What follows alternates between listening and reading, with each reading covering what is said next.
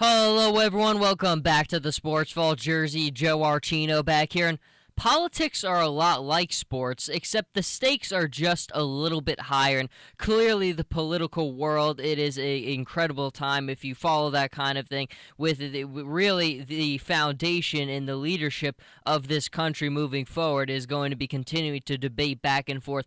Obviously, it was Super Tuesday just earlier this week, and then we had the Republican nominees kind of battling it out once again in a debate last night. And it's one of those things that I think when you look at the political climate right now, it's like a lot of the candidates themselves have said, never has there been more of an important time to get the right person there for the job because of the climate of the world. Never before have we seen these types of challenges, face these kinds of technological revolutions that have somewhat contributed and also help those problems, but it certainly is a time where the right leader is needed now more than ever. And it always gets me thinking whenever you have the political kind of world up in flames and everybody is kind of fighting each other to try to become on top and get the biggest role that there is. And that, of course, right now is President of the United States. But to me, I always look back to the movie Gladiator. And for anyone who didn't see Gladiator, I'm sure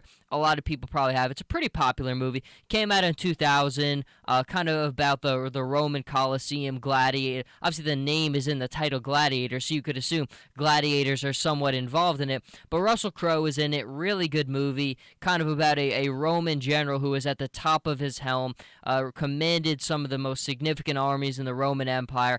The Caesar who was dying wanted to make him the next emperor of Rome, wanted to make him the next Caesar, but then his son finds out about it. His son. There's a revenge. I don't want to spoil the whole movie for you. It's really good, but go and watch it. But the premise of it, I think, is early in the movie it's set where Caesar is old and he is dying, and Maximus, who is the main character in this movie, Maximus is offered basically the keys to Rome. He is offered Caesar, who the current Caesar offers him the next kind of we'll call it presidency of Rome. And when he's offered this, his first answer is no with all my heart.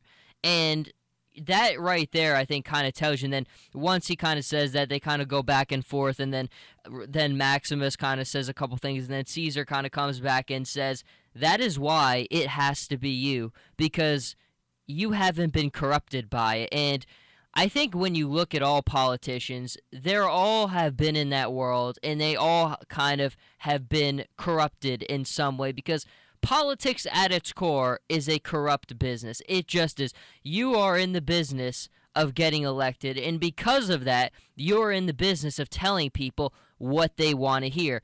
When I go back and I look at that movie Gladiator, a Maximus is the kind of person who can't be a politician, because a Maximus is someone who has morals, is someone who is not going to sell their soul, is not someone who's going to do things the wrong way. And unfortunately, many times today, I don't think that we can get a politician who will be doing the right thing and putting everyone else above their own interests. And it's just the way politics has been shaped and molded in the last 20 to 25 years. But I think that movie Gladiator is so telling because it really says so much about where we even are today. Maximus is offered Rome. He's offered to be the leader of the most powerful empire in the world at that time. And his answer to that is, no with all my heart. And I think that right there shows you that the people who probably should be the ones who are in charge are not the ones who are in charge. And that's not a knock on any of the people who are currently running it. It's just, this is what politics is. There is a extreme distrust among the public, I feel, for politicians because they tell you what you want to hear. It doesn't matter if it's at the federal level, it's if at the state level, if it's just in a little small arena. Politicians do what they want. They tell you what you want to hear, and for the most part, the public's distrust is warranted because the people who always want to do things the right way generally aren't the ones who are up at the top. Those are the ones who are aggressive, who are trying to change things and mold things to their own benefit many times. That's not to say we haven't had leaders who have had the best interests at heart, but those leaders are far and gone. And fortunately for the United States, we kind of had those perfect leaders in place when we needed them. Abraham Lincoln, I don't think that there's another president who could have gotten the country through as difficult a time as he did, but there was only one Abraham Lincoln, and thank goodness for the country, he was in place when he was. I think you look at FDR, it's the same type of thing. Is there another president who could have gotten us through the Depression, through World War II? I don't know if there was another person who could have lifted the spirits of a nation back up and done that. But since that time, the ladder has surely kind of dipped off, and we really have, maybe aside from Reagan and a couple other people, but it really has been a period where we have lacked that strong voice.